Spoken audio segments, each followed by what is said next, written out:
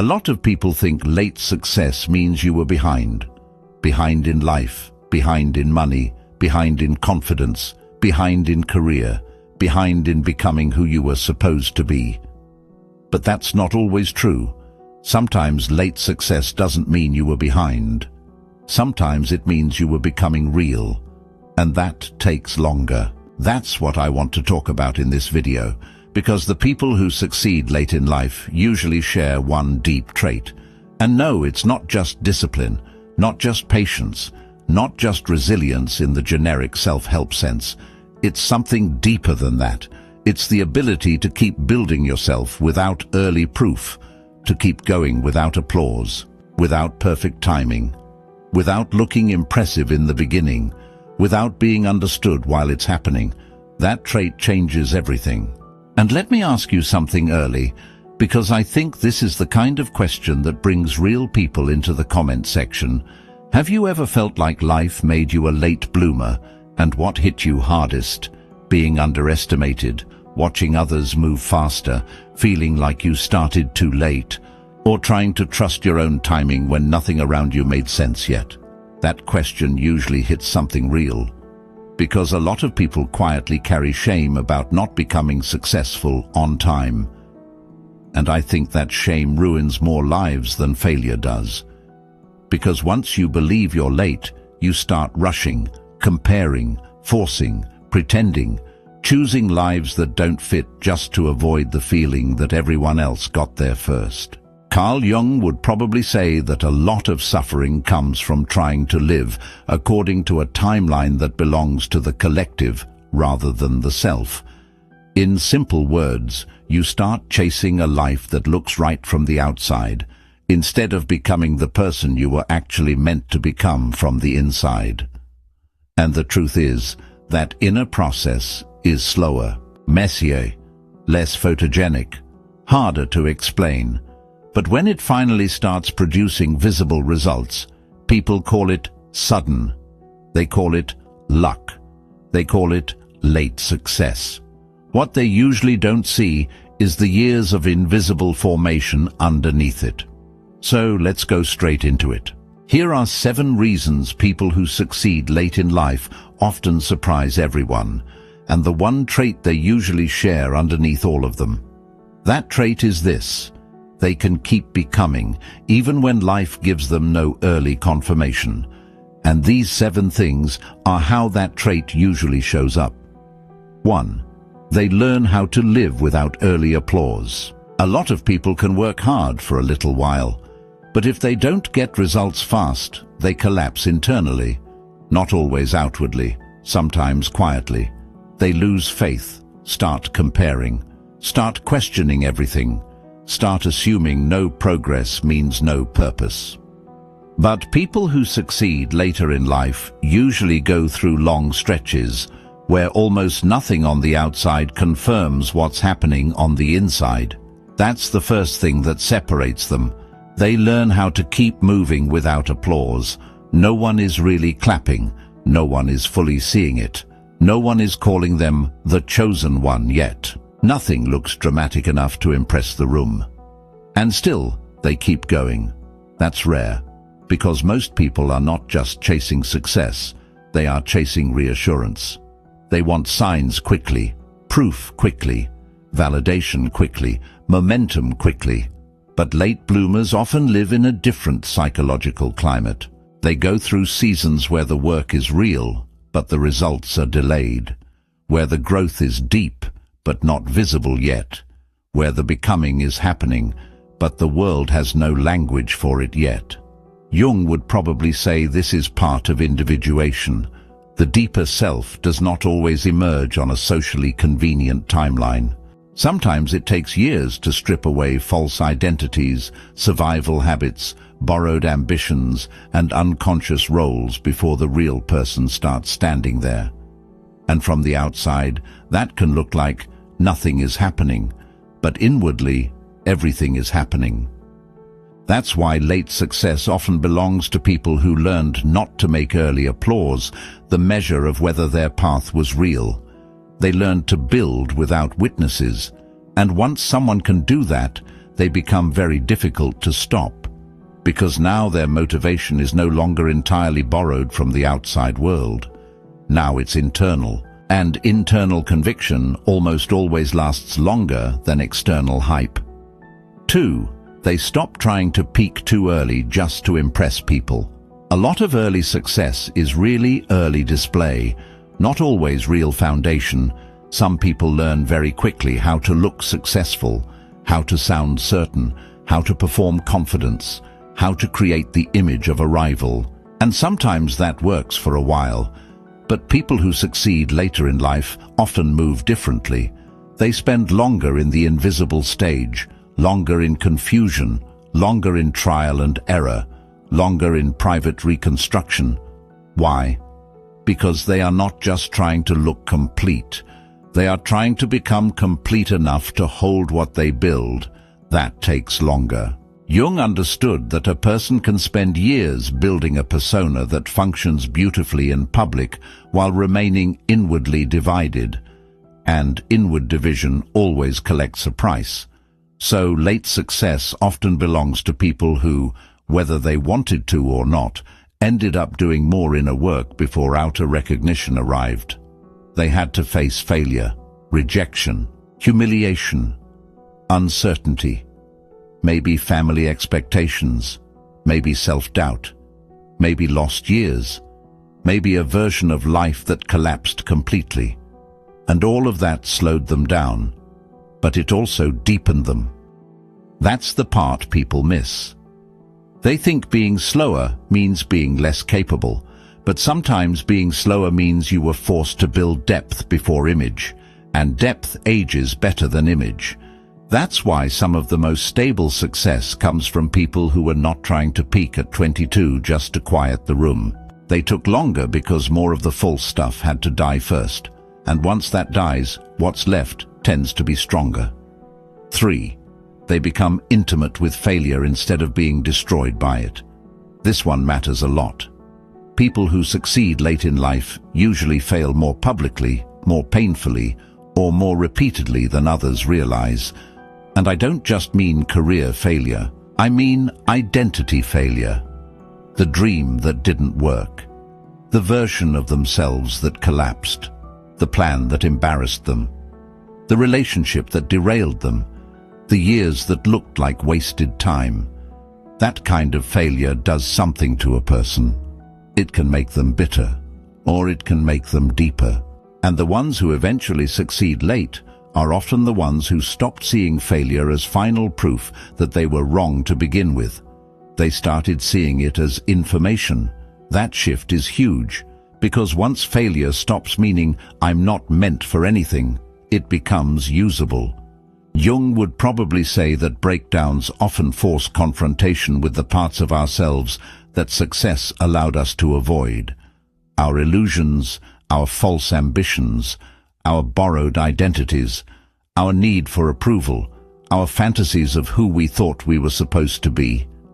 That confrontation is painful, but it's also clarifying. This is why some people become far more dangerous in their 30s, 40s, 50s or later than they ever were when they were younger. Because by then, they've already been broken by life a few times, and they stopped expecting the path to protect their ego. Now they are less naive, less theatrical, less dependent on things going smoothly. That changes the quality of their effort. They stop trying to avoid every wound. They stop needing success to happen without humiliation. They stop assuming every delay means doom. And because of that, they stay in the game longer.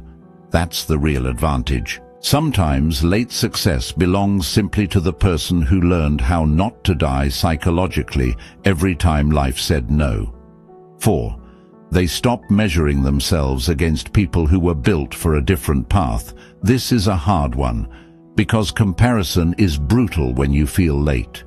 You watch other people move faster, earn faster, build faster, get chosen faster, figure it out earlier.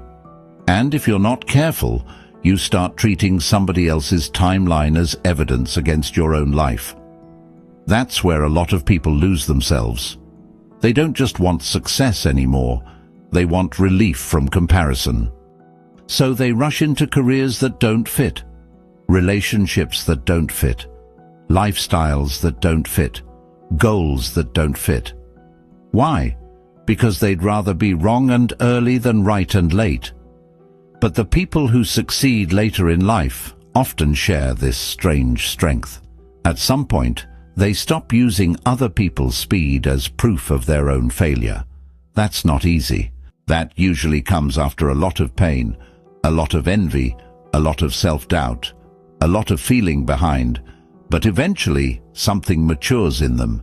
They start understanding that not all lives are built on the same schedule because not all psyches are doing the same work. Jung would probably say that some people are called first to adaptation and others are called more painfully toward individuation. One life may be optimized for early social success.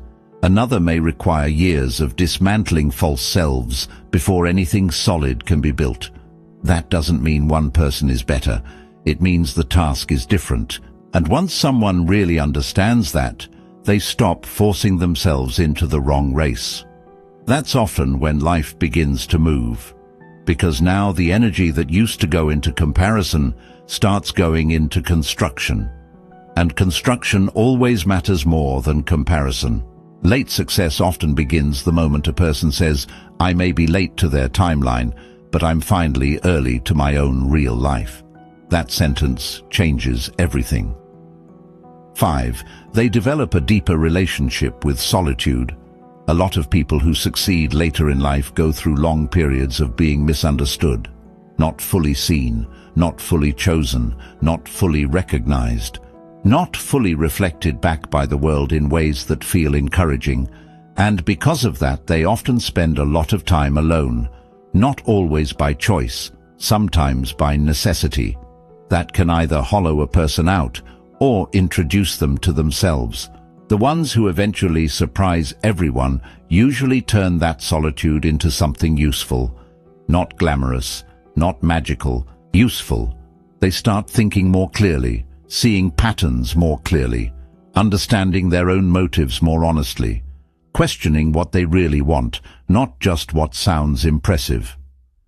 Jung understood that solitude is often where the deeper self begins speaking more clearly, because without constant social pressure, the psyche reveals things that performance was drowning out. Your fear, your real desire, your shadow, your calling, your unlived life, your deeper values. This is one reason late success often looks so different from early success. It has more soul in it, not always more money, not always more visibility, but more internal alignment, because the person had enough solitude to stop chasing a life that was only designed to impress others. That kind of success often comes later, because it takes longer to hear yourself under all the noise.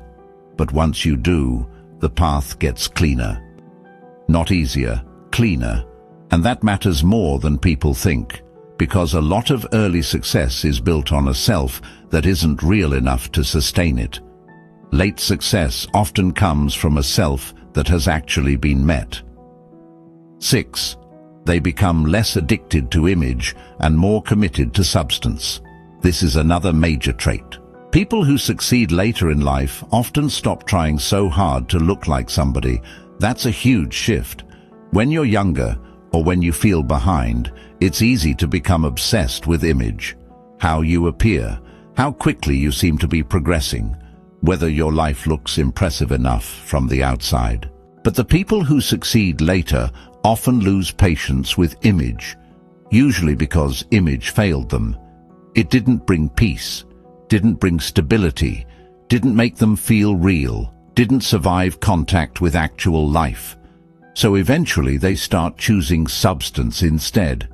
Real skill, real healing, real discipline, real endurance, real understanding, real values. And yes, substance is slower. It does not photograph as well in the beginning. It does not get as many quick rewards. It does not always give the room a neat story to admire. But it lasts. Jung would probably describe this as the movement away from persona inflation and toward inner integration. A person stops asking, "How do I seem successful?"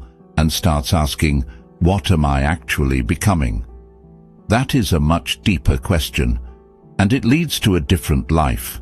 Because once someone commits to substance, they become less distracted by all the little pressures to appear ahead before they're ready. Now they care more about being solid than being seen. And people who care more about being solid than being seen often peak later, but stronger, because when the moment finally comes, they have something underneath it. Not just a costume, not just momentum, not just external energy, a structure, and structure survives what image cannot. 7. They learn how to keep becoming even after life embarrasses them. This may be the deepest trait of all. Late success usually requires a person to continue becoming after embarrassment, after being doubted, after being overlooked, after feeling behind, after looking foolish, after starting over, after being the one people didn't expect much from. That's hard, because embarrassment freezes a lot of people. Humiliation freezes them. The fear of being seen trying again freezes them. The memory of past failure freezes them. But the people who succeed later usually develop one quiet strength. They keep moving even after their ego has been bruised. Not because they feel nothing, not because it's easy, because at some point they stop making dignity dependent on never struggling in public. That is a rare trait. Jung would probably say that real development often begins after the ego has been wounded enough to lose some of its fantasies. Once a person stops needing the path to feel flattering all the time, they become much freer. Now they can learn, try again, start over, change direction, be a beginner, look unimpressive for a while. That freedom matters, because many people never fail because they lacked potential. They fail because they couldn't survive looking late, uncertain, or unfinished. The late bloomer can. That's the whole difference. They may look behind for a season, or for many seasons, but they don't let embarrassment become identity. And because of that, life eventually has more room to work with them. That's why they surprise everyone, not because they were secretly better than everybody all along in some dramatic way, but because they were willing to keep becoming after most people would have surrendered to shame. That is an enormous psychological advantage. Now, I want to say something clearly. This is not a romantic speech about suffering. Some people really do lose years they can't get back. Some delays are painful, some seasons are brutal. So I'm not trying to turn every struggle into poetry, but I am saying this. Late success is often misunderstood because most people only know how to measure visible timing. They don't know how to measure invisible formation, and invisible formation is often the real story. The person who succeeds late in life usually wasn't doing nothing. They were confronting things other people didn't have to confront yet. Shame, false identity, fear, dependency, comparison, old wounds, a deeper search for meaning, a slower but more honest construction of self. Jung would probably remind us that becoming who you actually are is a different project from becoming who the world rewards quickly. Sometimes those two line up early, sometimes they don't, and when they don't, the person can look late from the outside, while actually becoming far more real on the inside. That matters, because success built on a more real self tends to feel different, more grounded, less frantic, less dependent on applause, less easy to lose. And maybe that is the real gift of the later path, not that it hurts less, but that it often builds someone deeper. So what trait do people who succeed late in life usually share? At the deepest level, it's this. They can keep becoming without early confirmation, and that shows up in a lot of ways. They learn how to live without early applause. They stop trying to peak too early just to impress people. They become intimate with failure. They stop measuring themselves against the wrong timelines. They build a deeper relationship with solitude. They care more about substance than image. And they keep becoming even after life embarrasses them. That's the deeper truth. A lot of late success is not really lateness. It's depth taking longer to become visible. And if you're in that season right now where you feel behind, underestimated, invisible, or quietly ashamed that your life hasn't unfolded on schedule, I really want you to hear this. Your timeline is not meaningless just because it isn't flattering yet. Some lives ripen slower because more of the false has to fall away first. And yes, that's painful. But it also means that when your life finally starts opening, it may come from a place that is far more real than what early applause would have built. And before I leave you, I want to bring that question back one more time, because I think this is where the comment section can become something real. What was hardest about becoming a late bloomer for you? Being underestimated, comparing yourself to others, starting over, or trying to trust that your life was still unfolding even when it looked late? That answer probably says a lot about where you are in your story right now. If this spoke to you, comment, "I'm still becoming."